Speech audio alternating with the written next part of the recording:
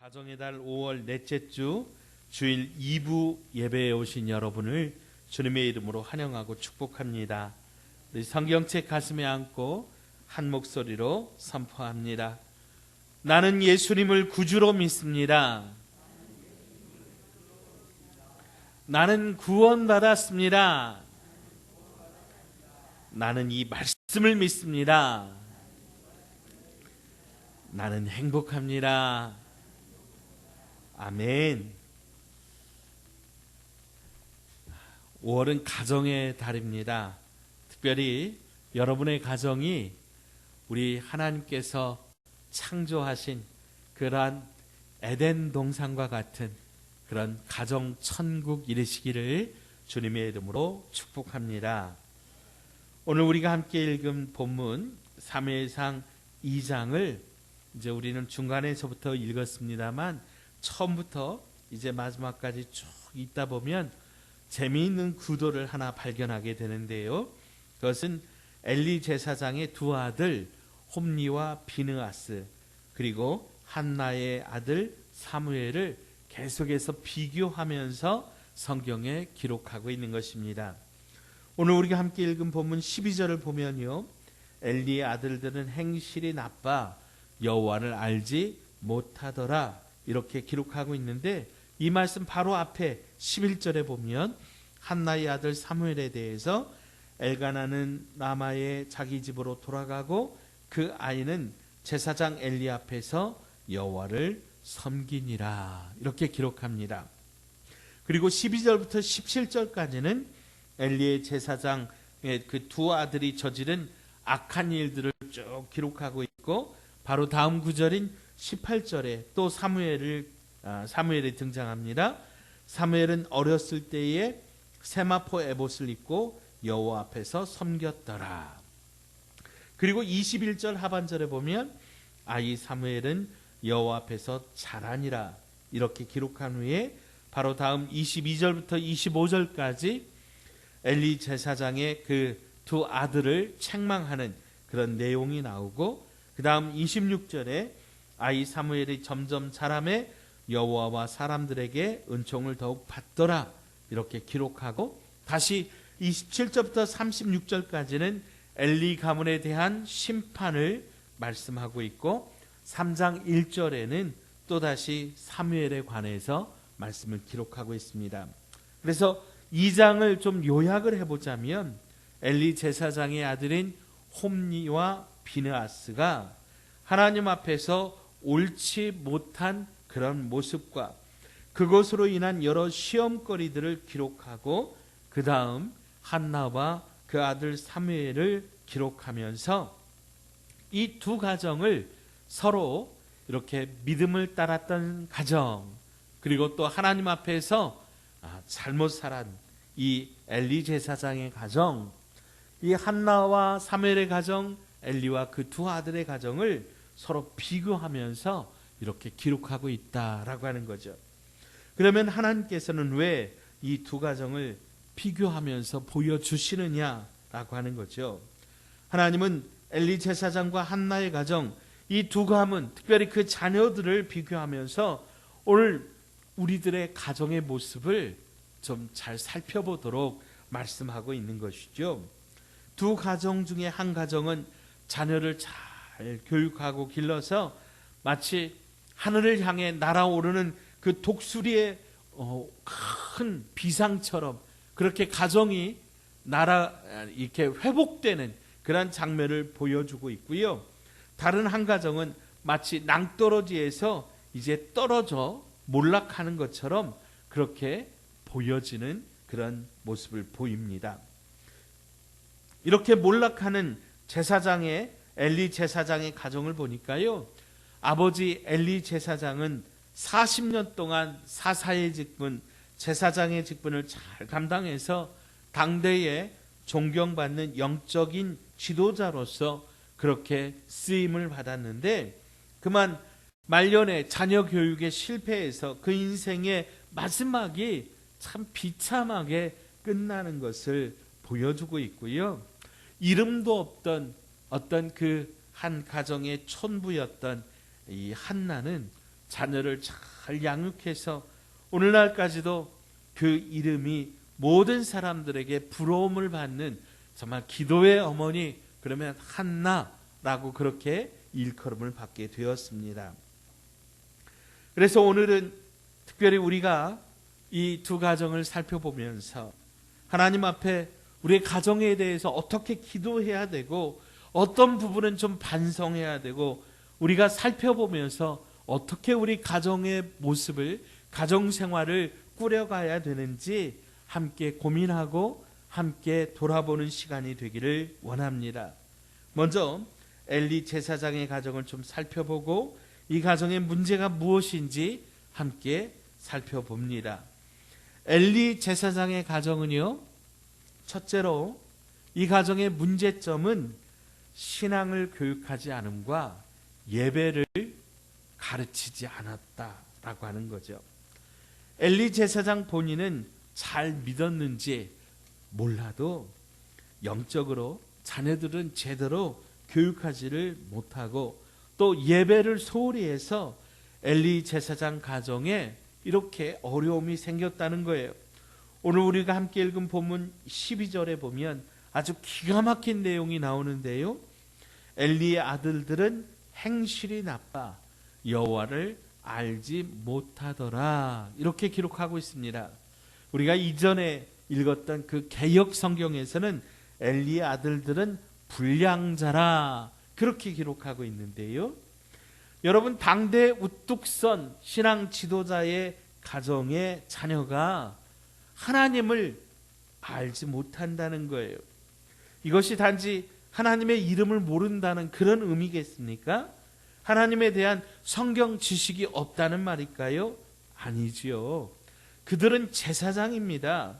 어렸을 때부터 아버지 엘리 제사장에게 신앙의 훈련을 받았고 그들이 직업이 또한 제사장이어서 제사를 집리하고 백성들에게 하나님이 누구신지를 가르치는 그런 사람들이었어요. 오늘 본문에서 안다라고 하는 말은요, 관계적인 의미의 말입니다.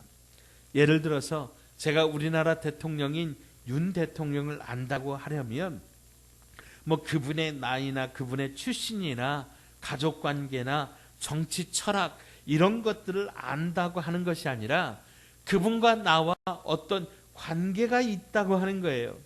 이 말을 오늘 엘리 제사장의 아들들에게 적용하자면 엘리 제사장의 아들들은 하나님과 관계가 없이 살았다고 하는 거예요. 하나님을 모르는 것처럼 그렇게 살았다고 하는 거예요. 그들이 제사장이었고 그들이 비록 평생 동안 하나님을 가르치고 하나님이 누구신지 이야기했을지라도 그들은 하나님을 알지를 못했다는 것이 오늘 성경의 평가입니다. 17절을 보면요, 이 소년들의 죄가 여호와 앞에 심히 크면 그들이 여호와의 제사를 멸시함이었더라. 하나님이 알지 못하니까 하나님 앞에 드리는 제사를 함부로 했어요. 제물에 손을 댔어요. 성전에서 수종드는 여인과 음란한 짓을 했어요. 어릴 때부터 하나님 앞에 제사 드리는 것을 가장 가까이서 본 엘리 제사장의 두 아들 홈리와 피느하스가 하나님을 알지 못해서 그들이 하나님을 모르는 사람들과 똑같이 그렇게 하나님 앞에 살고 특별히 예배를, 제사를 멸시했다고 오늘 성경은 기록하고 있습니다. 두 번째로 엘리 제사장의 가정의 문제는 아버지의 권위를 잃어버렸다고 하는 것입니다. 이 두 아들이 얼마나 망나니 같은 행동을 했는지 소문이 퍼져서 아버지의 귀에까지 들어갑니다. 23절 말씀을 보면 그들에게 이르되 너희가 어찌하여 이런 일을 하느냐, 내가 너희의 악행을 이 모든 백성에게서 듣노라. 아버지가 엘리의 두 아들이 불러놓고 홈리와 비나스를 불러놓고 야, 니들 소문이 얼마나 나쁜지 아느냐, 니들이 도대체 어떻게 하고 다니기에 이런 이야기가 내 귀에 들려오느냐 야단치면서 그렇게 하지 말라고 하니까 그 두 아들이 어떻게 대답합니까? 25절 하반절을 보면 그들이 자기 아버지의 말을 듣지 아니하였으니. 아멘. 엘리 제사장의 말을요 자녀들이 듣지를 않는 거예요. 아버지의 말에 권위가 없는 거예요. 사랑하는 여러분, 우리가 아이들을 기르다 보면 일시적으로 잘못될 수 있어요. 특별히 청소년 시기, 사춘기 때 엇나가고 부모 눈에 눈물 많이 흐르게 하는 그런 자녀들이 있어요. 그런데요, 그런 자녀들도 나중에 그렇지 않은 애들보다 돌아와서 회개하고 더 부모님께 효도하고 또 하나님 앞에서 크게 쓰임받는 그런 귀한 자녀들 많습니다. 그런데 이렇게 아이들이 옆길로 나가고 일탈 행위를 할 때 그때 중요한 게 뭐냐면 부모의 권위입니다. 부모의 영적 권위, 사회적인 권위, 말의 권위가 있는 그런 부모들 아래에서 자란 자녀들은요, 부모를 의식하고 두려워할 줄 알고 부모의 훈계를 들을 줄 알아. 다 비록 한때 엇나갈지라도 다시 돌아오게 되더라라고 하는 거예요. 그런데 제일 비극적인 가정은 아버지, 어머니의 권위가 다 땅에 떨어져 버린 그런 가정입니다. 아이들이 부모 머리 꼭대기에 올라가 있는 거예요. 그래서 부모가 어떤 행동을 하면 무서워하고 두려워하는지 알아요. 그래서 머리를 막 벽에다 쳐박고 칼을 갖다가 자기 몸에 자해를 하면서 부모가 이 아이를 함부로 할 수 없도록 부모 앞에서 그렇게 못된 행동들을 하는 거죠. 그래서 부모들이 부들부들 떨면서 아무 말도 할 수 없는 그런 가정, 여러분 그런 가정은 정말로 불행한 가정입니다. 사랑하는 여러분, 오늘날 우리 가정에 부모의 영적 권위가 회복되기를 주의 이름으로 축복합니다. 특별히 가장의 권위가 회복되어야 돼요. 우리나라의 가정의 그 가장 큰 비극 중에 하나가요, 가장의 권위가 상실되고 있다라고 하는 거예요. 그리고 그 책임 중에 하나는 어머니들이, 아내들이 큰 비중을 차지하고 있습니다. 이 어머니들이요, 아내들이 자식들을 자기 편으로 만들기 위해서 부모의, 특별히 아버지의, 남편의 험담을 자녀들 앞에서 막 하는 거예요. 자녀들 앞에서 어머니가 자꾸 남편을 무시하고 비하하는 말을 하는 것은 아이들에게 독약을 먹이는 일입니다.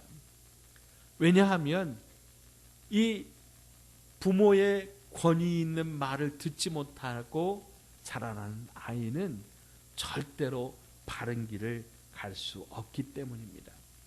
그러므로 사랑하는 여러분, 아내가 먼저 남편의, 아버지의 권위를 세워주어야 됩니다. 왜 그렇습니까? 그 얄미운 남편 때문이 아니라 그 남편의, 아버지의 권위가 세워주면 그 혜택을 우리 자녀들이 받기 때문입니다. 여러분, 선생님들의 권위가 상실된 오늘날 학교가 어떻게 되었습니까? 물론 선생님들도 불편하고 답답하겠지만 가장 손해보는 것은 우리 아이들입니다. 선생님을 존경할 수 없는 그런 학교에서 교육받은 우리의 아이들이, 존경할 만한 선생님 한 분 없는 그런 아이들이 제일 불쌍한 것 아니겠습니까? 그러므로 우리는 의도적으로 선생님을 세워줘야 됩니다. 야, 네 선생님이 최고다. 너 선생님이 제일 좋은 분이다. 선생님을 위해서가 아니라 우리 아이들 때문에, 우리 아이들을 위해서 우리 선생님들을 높여주어야 되는 거죠. 교회도 마찬가지입니다. 목사님이 영적 권위를 가지고 중심에 서서 교회를 이끌면 그 교회는 한마음이 되고 영적으로 부흥하고 성장하게 됩니다. 하지만 무슨 이유에서든 목사의 권위가 사라지고 성도들이 그 목회자의 권위를 인정하지 않으면 교회는 아무리 시설이 좋고 인원이 많이 모이고 그럴지라도 이 목사의 권위가 땅에 떨어지면 성도들은 은혜 받기가 더 힘들어지고 결국 그 교회는 성장할 수 없다라고 하는 것입니다. 이처럼 오늘 우리 시대에 권위가 회복되어야 됩니다. 권위 주의는 나쁜 거지만 진정한 권위는 좋은 것입니다. 목사는 목사로서의 권위가 회복되고 학교에서 선생님의 권위가 회복되고 제일 중요한 것은 우리의 집에서 가장으로서의 권위가 회복될 때에 우리의 가정이 참으로 하나님 앞에서 바르게 회복될 수 있다라고 하는 거예요. 특별히 오늘 예배 드리는 우리 귀한 남자분들, 한 가정의 가장으로서 하나님이 부어주시는 은혜로 여러분의 영적 권위가 회복되기를 주님의 이름으로 축원드립니다. 세 번째로 엘리 가정의 문제점은 자녀의 우상화였습니다. 29절 말씀 보시면은요, 너희는 어찌하여 내가 내 처소에서 명령한 내 재물과 예물을 밟으며 내 아들들을 나보다 더 중히 여겨 내 백성 이스라엘이 드리는 가장 좋은 것으로 너희들을 살찌게 하느냐. 하나님께서 오늘 엘리 제사장의 가정의 문제점을 콕 집어서 이렇게 말씀하여 주십니다. 네 아들을 나보다 더 중히 여겼다고 말씀합니다. 이 대목에서 뜨끔하는 우리 부모님들 많을 거라고 생각합니다. 우리나라는 전체적으로 좀 이런 부분에서 좀 비정상적인 면이 있습니다. 자녀들을 너무 귀하게 생각합니다. 극단적으로 말하자면 내가 좀 책망을 받고 나는 좀 어려움을 겪을지라도 내 자식이 잘 될 수만 있다면 아마 저라도 그렇게 할 것 같습니다. 내가 어려움을 겪고 나중에 하나님 앞에 벌을 받더라도 우리 아이들이 진정으로 잘 되고 유익한 길이라면 얼마든지 그렇게 하겠습니다. 그런데 문제는 그것이 우리 자녀들에게 결코 좋은 길이 아니라고 하는 거죠. 사무엘상 3장 13절 말씀에 보면 내가 그의 집을 영원토록 심판하겠다고 그에게 말한 것은 그가 아는 죄악 때문이니 이는 그가 자기의 아들들이 저주를 차청하되 금하지 아니하였음이니. 아멘. 자식을 하나님보다 더 사랑해서 오냐오냐 하면서 길렀다고 하는 거예요. 그랬더니 그것이 결국 화근이 되어서 그 아이도 어려움을 겪고 부모도 어려움을 겪게 된 겁니다. 사랑하는 여러분, 그러면 하나님께서 오늘 이 말씀을 우리에게 왜 주셨을까요? 엘리 제사장과 홈리와 비느하스가 그렇게 해서 이렇게 가문이 멸망했지만은 오늘 저와 여러분은 그렇게 되면 안 되기 때문에 우리에게 기회를 주시려고 깨닫게 하시려고 오늘 이 말씀을 주신 줄 믿습니다. 바라기는 우리의 자녀들이 하나님 귀한 줄 알고 하나님을 섬길 줄 아는 자녀로 키우는 것이 진정으로 그들을 사랑하는 것이고 그들이 복받는 삶을 살게 하는 것임을 여러분 믿으시기 바랍니다. 자, 그러면 두 번째로 엘리의 가정과 비교해서 이제 한나의 가정에서 비추어지는 소중한 모습입니다. 첫째로 본이 되는 한나 어머니의 삶입니다. 그녀는 자녀를 잉태치 못할 때에 하나님 앞에 눈물로 이렇게 기도합니다. 1장 11절입니다. 서원하여 이르되 만군의 여호와여 만일 주의 여종의 고통을 돌보시고 나를 기억하사 주의 여종을 잊지 아니하시고 주의 여종에게 아들을 주시면 내가 그의 평생에 그를 여호와께 드리고 삭도를 그의 머리에 대지 아니하겠나이다. 아멘. 이렇게 하나님 앞에 서원하며 기도했는데 하나님께서 그 기도에 응답하여 주셔서 사무엘을 주셨습니다. 그리고 난 다음에 그 약속을 지키면서 하나님 앞에 이렇게 기도합니다. 사무엘상 1장 27절 28절에 이 아이를 위하여 내가 기도하였더니 내가 구하여 기도한 바를 여호와께서 내게 허락하신지라. 그러므로 나도 그를 여호와께 드리되 그의 평생을 여호와께 드리나이다 하고 그가 거기서 여호와께 경배하니라. 아멘. 여러분, 재밌는 것은요, 한나가 기도 응답을 받기 위해서 하나님 앞에 간절히 기도했고 그 서원을 지키면서 이제 하나님 앞에 고백하는데, 여러분 주어를 가만히 보시면 사무엘상 1장 27절의 첫 머리, 처음 시작이 뭐예요? 이 아이를 위하여 내가 기도하였더니. 내가 그냥 기도한 게 아니에요. 어머니 한나의 기도는 누구를 위해서? 이 아이를 위해서. 사무엘을 위하여 기도하고 사무엘을 위하여 그 서원을 지켰다고 말씀하고 있는 거예요. 여러분, 신앙교육은 잔소리로, 매로, 입으로 그렇게 되는 것이 아니라고 하는 거죠. 주님 앞에 나와 예배드리며 기도하고 있는 이 모습 자체가 이미 신앙교육을 하는 것입니다. 신앙교육은 억지로 되는 것이 아니라, 강제로 야단치고 그렇게 해서 되는 것이 아니라, 우리가 먼저 하나님 앞에서 작은 것 하나라도 좀 믿음으로 살려고 애쓰면서 하나님 앞에서 바르게 살려고 몸부림치며 사는 그 모습, 바로 그 삶이 우리의 아이들에게 본이 되고 신앙 교육이 된다라고 하는 거예요. 그래서 어머니 한나는 사무엘에게 말로 가르친 게 아니라 삶으로 가르친 겁니다. 하나님 앞에 먼저 그렇게 한나가 믿음으로 살았다라고 하는 거 여러분 기억하시기 바랍니다. 두 번째로, 한나는 예배의 소중함을 가르쳤습니다. 17절에서 오늘 예배를 무시하는 엘리의 두 아들의 태도를 이렇게 기록합니다. 이 소년들의 죄가 여호와 앞에 심히 크면 그들이 여호와의 제사를 멸시함이었더라. 엘리 제사장의 두 아들은 그들이 직분이 제사장이었는데도 제사를 멸시했어요. 하나님 앞에 드리는 예배를 멸시했어요.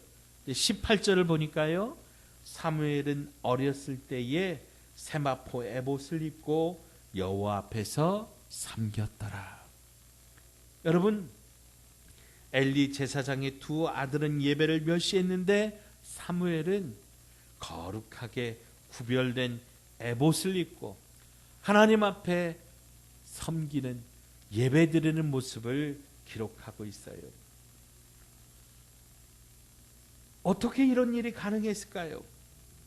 1장 21절로 22절을 보니까 그 사람 엘가나와 그의 온 집이 여호와께 매년 제와 서원제를 드리러 올라갈 때 오직 한나는 올라가지 아니하고 그의 남편에게 이르되 아이를 젖대거든 내가 그를 데리고 가서 여호와 앞에 뵙게 하고 거기에 영원히 있게 하리이다 하니. 아멘.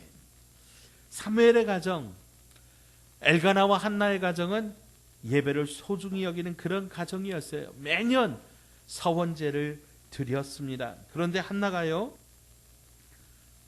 엘가나에게 당분간 내가 성전에 올라가지 않고 이 아이를 돌보겠습니다. 언제까지?